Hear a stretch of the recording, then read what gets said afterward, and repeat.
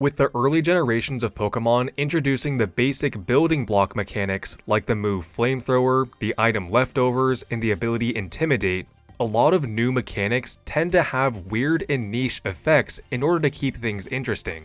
Because of this, a lot of them end up being really underwhelming, but it's clear that they still have potential and just need a slight rework or additional effect to be good. So in this video, I'm going to be taking a look at bad moves, items, and abilities, and we'll be reworking them slightly to bring out their full potential. First, we have the ability Corrosion. This ability was introduced in Generation 7 as the signature ability of Salazzle and was then given to Glamora in Gen 9. It allows the user to be able to poison steel and poison types since they are both normally immune. It does not allow the user to hit steel types for neutral damage with poison type moves, which is the obvious change I would make for this ability, essentially making it a poison type Scrappy. Scrappy is an ability that allows the user to hit ghost types for neutral damage with normal and fighting type moves. It's a very solid ability that allows for unique counterplay to ghost type Pokemon, especially with all the good utility moves that normal and fighting have, like Fake Out, Final Gambit, Rapid Spin, Seismic Toss, and Endeavor. So if Corrosion acted like a poison type Scrappy, Mortal Spin and Acid Spray could be used on steel types based on what moves the current users of the ability can learn, with Clear Smog being another good poison type utility move, although neither Salazzle nor Glamora can learn it. Mortal Spin being able to hit steel types would be especially good since it would be a nerf to Golden Go in singles, as it currently stands as the ultimate anti-hazard removal Pokemon. Next, we have the move Upper Hand. This move was introduced in the Indigo Disc DLC of Scarlet and Violet, and in theory, it's supposed to be the anti-priority move. It's a 65 base power fighting type move, and how it works is that if the target has selected a priority move, Upper Hand will go first and cause them to flinch. The issue, and one of the reasons that it doesn't see a lot of use, is that it's only +3 priority, the same as Fake Out, the most common priority move in VGC. This means that the Upper Hand user has to be faster than the Fake Out user, or else the move fails. The easy fix to this is to just make Upper Hand +4 priority so that it's guaranteed to beat Fake Out. Now you might be thinking that this would clash with Protect, since it and all other Protect variants like Spiky Shield are also +4 priority, and being able to potentially counter that if you outspeed would be pretty broken. However, Upper Hand fails completely on priority status moves, so this is actually a complete non-issue. I was also thinking of lowering its base power to 60 to make it Technician boosted, but only 2 Technician Mons even get this move, Ambipom and Hitmontop, so probably no need to do that. Next, we have the item Utility Umbrella. This is one of the most confusing items in terms of how it works and what it does and doesn't affect. It was introduced in Sword and Shield, and it causes the holder's abilities, the holder's self-targeting moves, and damaging moves that target the holder to be treated as if Rain and Sun are not present. What's confusing is that the holder's damaging moves are still affected by Rain and Sun, which is exactly what I would change. Currently, the Utility Umbrella just functions as a niche defensive option against weather abusers like Kyogre, since their damaging moves used against you won't get weather boosted. If it also made it so that the holder's damaging moves weren't affected by rain or sun, it could have both offensive and defensive use cases. Offensively, it can be used so that you ignore the weakening of fire moves in rain or water moves in sun, such as on a Typhlosion, so that its eruptions can't get weakened if rain gets set up. Defensively, it could have the same effect as it currently has against weather abusers, but it now doubles as a negative item to trick onto an opponent.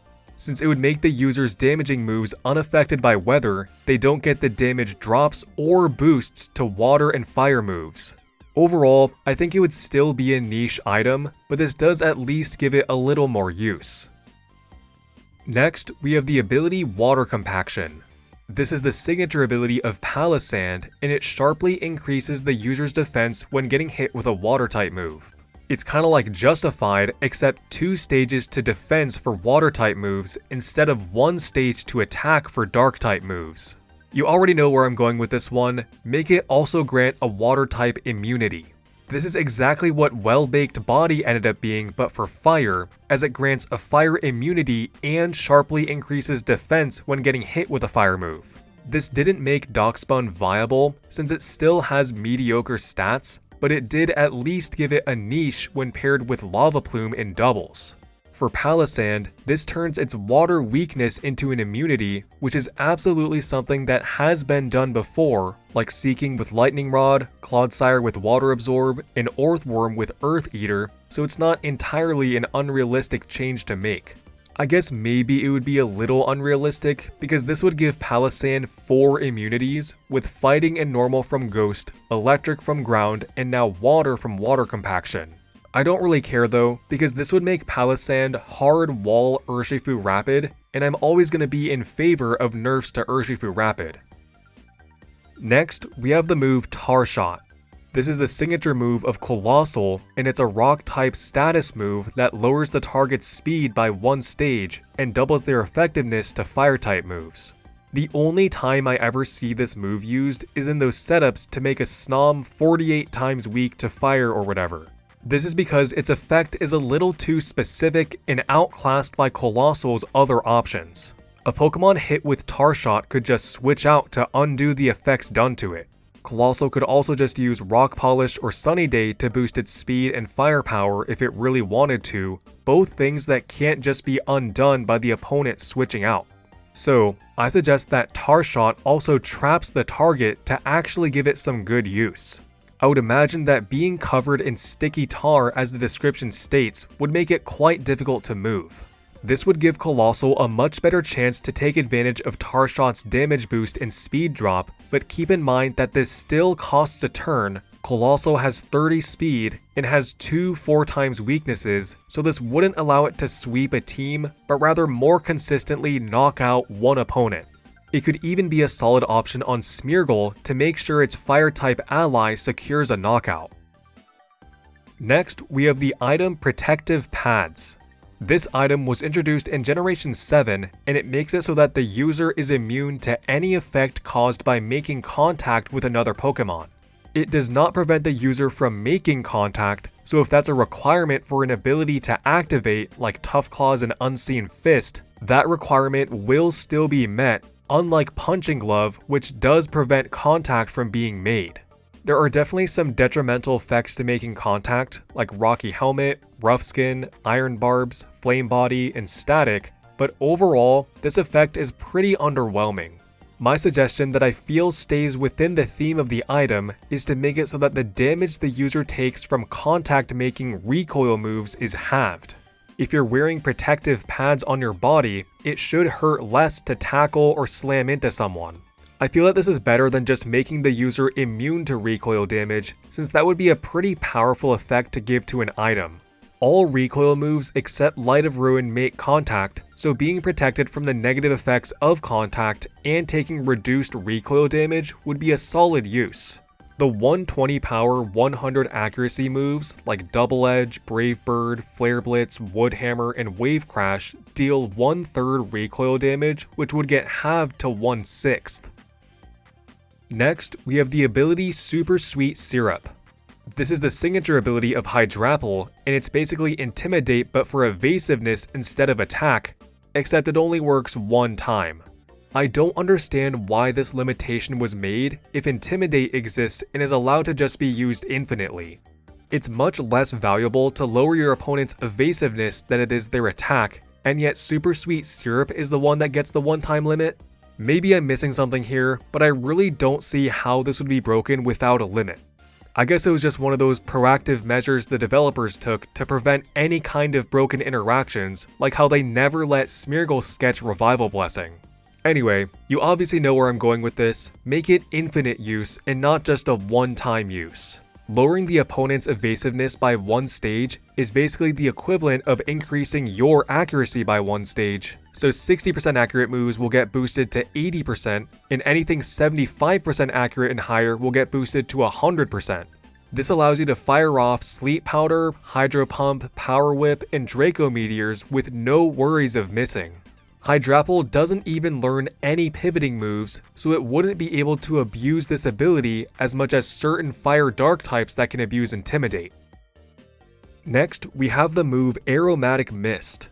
If you saw my doubles move ranking video, you'll know that this was the lowest ranked move on the list. All it does is raise your ally's special defense by 1 stage. You probably know where I'm going with this one, since it has a very similar move but on the physical side, which is to just make it a special coaching, so also raising special attack by 1 stage. Coaching has pretty narrow distribution, with it only being given to about 50 fully evolved Pokemon, most of which are fighting type, and its effect is very manageable since it's just a bulk up to your ally. Aromatic Mist is only given to 10 fully evolved Pokemon, so I definitely don't think that the distribution of this move combined with its new effect would cause it to spiral out of control, but rather it would make for a great supporting move on various Pokemon. Namely, Galarian Weezing, Zarina, Tapu Lele, and Hatterene would all make great use of Aromatic Mist as a special coaching, with each of them having something unique to provide. Weezing eliminates abilities, Zarina and Tapu Lele block priority, and Hatterene can set Trick Room. Lastly, we have the item Big Root. This item was introduced in Generation 4, and it causes draining moves like Giga Drain and Draining Kiss to heal 30% more HP than normal. So Giga Drain, which heals 50% of the damage dealt, will heal 65%, and Draining Kiss, which heals 75% of the damage dealt, will heal 97.5%. It also causes the status moves Leech Seed, Ingrain, Aqua Ring, and Strength Sap to heal 30% more HP than normal. This is not nearly enough of a boost to be more useful than things like Leftovers or Citrus Berry if you're looking for a way to heal back more HP. Instead, I would make Big Root increase the power of draining moves and not interact with healing status moves at all. 20% seems to be the maximum power boost that regular items have before they begin to have drawbacks, like how the Life Orb at 30% deals recoil damage, and the choice items at 50% lock you into one move. However, if we just make it a 20% boost to draining moves, I don't see any Pokemon that would want to use it over a type boosting item like Charcoal or Mystic Water, except maybe Comfey, so I think a 30% boost without drawbacks could actually be balanced. Increasing the power of draining moves also indirectly increases the amount of HP healed, so the item still keeps most of its original flavor. Other than Comfey, I could see this being a solid item on mons like Ceruledge and Sinistcha, whose main attacking move is a draining move. And those are some bad Pokemon mechanics and how I would fix them to bring out their full potential. Let me know what you think of the changes I made, as well as any other mechanics you feel have great potential. Anyway, if you want to support me and my channel, just leave a nice comment since I do read all comments. You can also become a member for 99 US cents a month to get a badge next to your name and early video access like all of these lovely people. If you want bonus content, check out my second channel, Extra Bell, where I post videos I've scrapped from the main channel, as well as more casual, unscripted videos. Likes are also one of the ways that YouTube determines if a video should be passed around to more people, so if you feel that this video deserves to be, I would appreciate it. Thanks for watching.